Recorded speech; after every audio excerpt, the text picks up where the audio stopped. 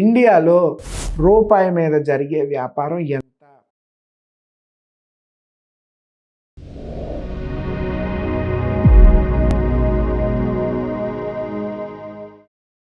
ఈరోజు మనం ఈ బిజినెస్ మ్యారథాన్ 100 డేస్లో డిస్కస్ చేయబోతున్న టాపిక్ ఏంటంటే రూపాయి మార్కెట్. బాగా గుర్తుపెట్టుకోండి, ఈ వీడియోని సేవ్ చేసుకోండి, మీ ఫ్రెండ్స్ అందరికీ షేర్ చేయండి. ఇండియాలో రూపాయి మీద జరిగే వ్యాపారం ఎంత? చాలామంది ఏం ఆలోచిస్తారంటే, ఒక ప్రోడక్ట్ తయారు చేసేటప్పుడు ఇది మినిమం 10,000 ఉండాలి, 50,000 ఉండాలి, ₹1,00,000 ఉండాలి, లేదా మనం మార్కెట్ చేసేటప్పుడు 20,000, 30,000 ఉండాలి, 5,000 ఉండాలి, ₹1,000 ఉండాలి, ఇలా ఏదో ఒక రేట్ ఆలోచిస్తారు చూసారా. కానీ ఇండియాలో ఈ రూపాయి మీద జరిగే వ్యాపారం కంటికి కనబడిన వ్యాపారం. మీరు అసలు ప్రెడిక్ట్ చేయలేరు. అన్నీ వేల కోట్ల టర్న్ ఓవర్ జరిగే వ్యాపారం ఈ రూపాయి వ్యాపారం. ఒకవేళ మీ బిజినెస్ మోడల్ ఈ రూపాయి వ్యాపారంలో ఫిట్ అవుతుందేమో ఆలోచించండి. ఫస్ట్ నాకు ఒక విషయం చెప్పండి, రూపాయి కాయిన్ చూసి ఎన్నాళ్ళు అవుతుంది మీరు? చాలా రోజులు అవుతుంది కదా. ఎందుకంటే కాయిన్స్ ఆల్మోస్ట్ కనుమరుగైపోయి నోట్లే మనం ఎక్కడ వాడట్లేదు. ₹5, ₹10 కూడా ఫోన్పే, గూగుల్ పే యూజ్ చేస్తున్నాం. బట్ ఆ రూపాయితో కనబడే వ్యాపారం, అంటే రూపాయి కాయినే లేకపోయినా మార్కెట్లో రూపాయితో జరిగే వ్యాపారం చాలా ఎక్కువ. దీనికి ఫస్ట్ ఎగ్జాంపుల్ డైలీ మనం ఇంట్లో చూసే అగ్గిపెట్టె లాస్ట్ 25 ఏళ్లలో 30 ఏళ్లలో రీసెంట్గా ఈ రూపాయిని ₹2 చేశారండి. రీసెంట్గా మాత్రమే అగ్గిపెట్టి వాల్యూ ₹2 అయింది. అప్పటి వరకు అగ్గిపెట్టి ఎప్పుడు కొన్నా లేదా లాస్ట్ 30 yearsలో అగ్గిపెట్టి వాల్యూ రూపాయి మాత్రమే. ఆ రూపాయిలో ఎన్ని వందల కంపెనీలు అగ్గిపెట్టెలు తయారు చేసేవి, అందులో ఉండే మార్జిన్ ఎంత? ఎందుకు రూపాయి బాగా క్లిక్ అవుతుంది అంటే, రూపాయి ఈజ్ వెరీ అఫోర్డబుల్ అండి. ₹1 ఈజ్ రియల్లీ అఫోర్డబుల్. రూపాయి పే చేయడానికి ఎవ్వరికీ ఆలోచన లేదు, భయం లేదు, బాధ లేదు. హ్యాపీగా రూపాయి ఇచ్చేసి ఏదైనా ఐటెం తీసుకుంటారు. అయితే ఆ రూపాయిలో మార్జిన్ మిగలగలిగిన ప్రొడక్ట్ ఏంటి? మీకు ఒక అగ్గిపెట్టెనే తీసుకుందాం ఎగ్జాంపుల్గా.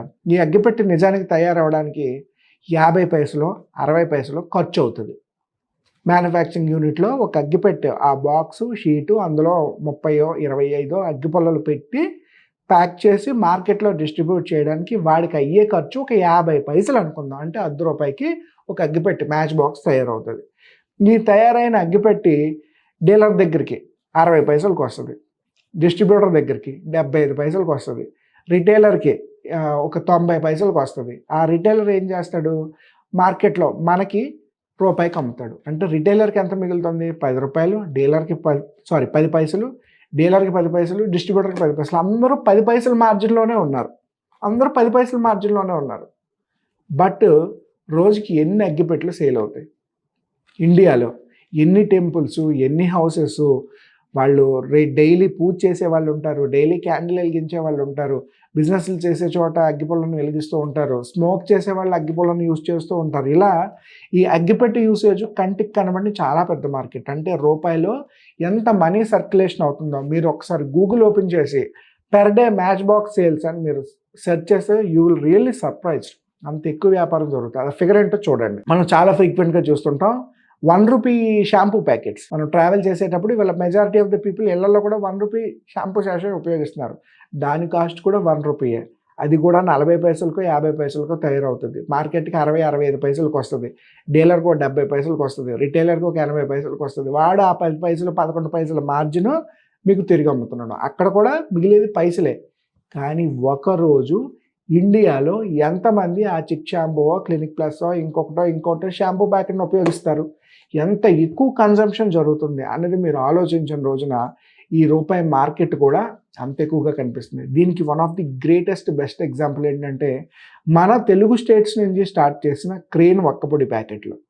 ఇవి కూడా రూపాయితో స్టార్ట్ చేసి కొన్ని వందల కోట్ల రూపాయల వ్యాపారం చేశారు. ఇది కంటికి కనబడకుండానే చాలామందికి ఇది కామన్ బిజినెస్ అయిపోయింది. అంటే ఒకప్పుడు ఈ క్రేన్ బీటిల్ నట్స్ కన్జ్యూమ్ చేసే పీపుల్ కూడా చాలా ఎక్కువ ఉండేవారు. ఈ రకంగా మనం ఆలోచిస్తే మీరు ఇండియాలో చేయబోయే వ్యాపారం ₹1,000, ₹1,00,000, ₹1,00,00,000 ప్రోడక్ట్ గురించి వర్రీ అవ్వద్దు.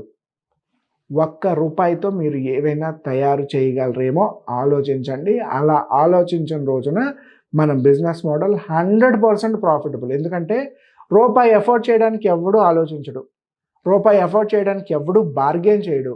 రూపాయి అనేది చాలా తక్కువ ఇన్వెస్ట్మెంట్తో కూడుకున్న బిజినెస్ మోడల్. అండ్ దీన్ని మార్కెట్లో డిస్ట్రిబ్యూట్ చేయడం కూడా చాలా ఈజీ. మన దేశంలో ఉన్న 140 కోట్ల మందిలో రోజుకి 1,00,000 మంది మీ రూపాయి ప్రోడక్ట్ కన్నా అందులో 10 పైసల మార్జిన్ అనుకున్నా రోజుకి 10,000 నుంచి 20,000 రూపాయల ఆదాయం వస్తుంది. అంటే నేను మాట్లాడేది చాలా లీస్ట్ కౌంట్ అనమాట. బట్ ఈ ఫిగర్స్ మల్టిపుల్ అవుతున్న కొద్దీ మీ రెవెన్యూ కూడా మల్టిపుల్ అవుతుంది. ఫస్ట్ ఆఫ్ ఆల్ ఈరోజు మీకు వచ్చే టాస్క్ ఏంటంటే గూగుల్ ఓపెన్ చేయండి. ఇండియాలో రూపాయికి ఏ ఏ వస్తువు దొరుకుతుందో ఆలోచించండి.